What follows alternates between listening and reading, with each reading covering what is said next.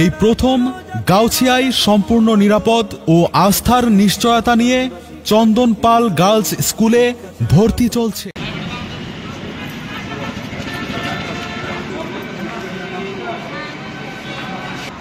গত 9 অক্টোবর 2024 আপনারা অবহিত আছেন, আমাদের নরসিংদী জেলাধীন মাধবদী থানার মহিষাসুর ইউনিয়নস্থ নরসিংদী থেকে মদনগঞ্জগামী যে পাকা রাস্তা, সেখানে একটি অজ্ঞাত মৃতদেহ সেখান থেকে উদ্ধার করা হয়। তো পরবর্তীতে মৃতদেহটি উদ্ধার করার পর আমরা এটির ফিঙ্গারপ্রিন্ট বিশ্লেষণের মাধ্যমে আমরা সেই মৃতদেহ তথা ভিকটিমের আমরা যিনি সেখানে যে মৃতদেহটি যার ছিল সেই ব্যক্তিটি হলেন মোহাম্মদ উজ্জ্বল মিয়া, পিতা মৃত আব্দুল হাসিম, মাতা রহিমা বেগম। তিনি হচ্ছেন, যার স্থায়ী ঠিকানা হচ্ছে কিশোরগঞ্জ জেলার কুলিয়ারচর থানার 10 কাউনিয়া গ্রাম, আর বর্তমানে তিনি নারায়ণগঞ্জ জেলার সিদ্ধিরগঞ্জ এলাকায় ভাড়া বাসা অবস্থান করে সিএনজি চালিয়ে জীবিকা নির্বাহ করতেন বলে আমরা জানতে পারি। নরসিংদী জেলার সম্মানিত পুলিশ সুপার জনাব আব্দুল হান্নান মহোদয় এই ঘটনার মূল রহস্য উদ্ঘাটন এবং আসামিদের গ্রেপ্তার করতে দৃঢ় পক্ষ ব্যক্ত করেন। নরসিংদী এবং টিম মাধবদী এ ব্যাপারে কাজ শুরু করি আমরা।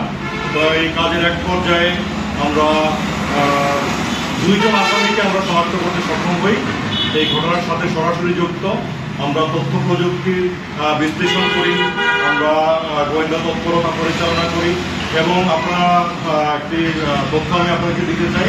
আমরা এই স্বল্প সময়ের ভিতরে আমরা কমপক্ষে শতাধিক আমরা সিসি ক্যামেরা ফুটেজ আমরা বিশ্লেষণ করি।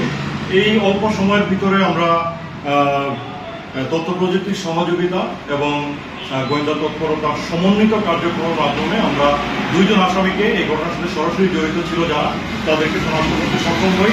এই 2 জন ব্যক্তি হচ্ছেন মোহাম্মদ বাবুল ওরফে পাঠা বাবুল 35, পিতার নাম মৃত মোহাম্মদ আলমগীর, এবং মোহাম্মদ টিপু, পিতা জাকির হোসেন। তারা 2 জনই হচ্ছে সিদ্ধিরগঞ্জ এলাকার বাসিন্দা। তো এখানে আমি একটা জিনিস আপনাদেরকে উল্লেখ করতে চাই, যে ভিকটিম যে উজ্জ্বল মিয়া, তিনি সিএনজি চালিয়ে জীবিকা নির্বাহ করতেন, আমি আপনাদেরকে কিছুক্ষণ আগে বলেছিলাম। তো যে 2 জন আসামি যাদেরকে আমরা শনাক্ত করতে সক্ষম হই, তারাও সিএনজি চালিয়ে এবং একই এলাকার বাসিন্দা এবং তারাও সিএনজি চালিয়ে জীবিকা নির্বাহ করতেন।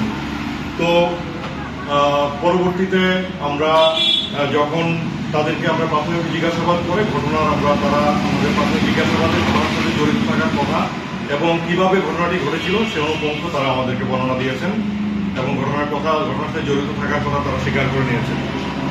মূলত আসামি মোহাম্মদ বাবুল এবং মোহাম্মদ টিপু, তারা 2 জন সিএনজিটি ছিনতাই করার জন্য তারা এই কাণ্ডটি মূলত ঘটিয়েছেন বলে আমরা জানতে পেরেছি।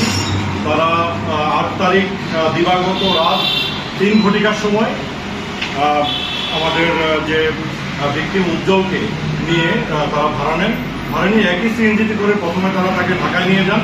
ঢাকা থেকে পরবর্তীতে আবার তারা তাকে নরসিংদীতে যে জায়গা থেকে মৃতদেহটি উদ্ধার করা হয়েছে সেখানে তারা তাদেরকে নিয়ে আসার পর প্রতিমধ্যে যে কোনো জায়গায় আমরা ধারণা করছি শ্বাসরোধ করে হয়তো তাকে হত্যা করা হয়েছে।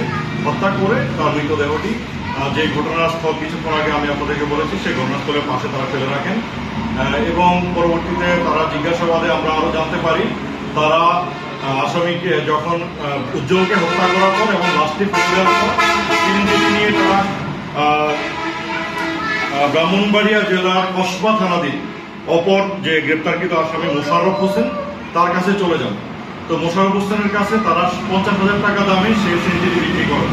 মোশাররফ হোসেন এই সিএনজিটি ভাগ করে, মানে একটা চোরাই গাড়ি কিংবা যানবাহন যেভাবে মানে বিক্রি করা হয় কিংবা ভিন্ন রূপ দেওয়া হয় সেটা দেওয়ার জন্য ভাগ করে ফেলেছিলেন।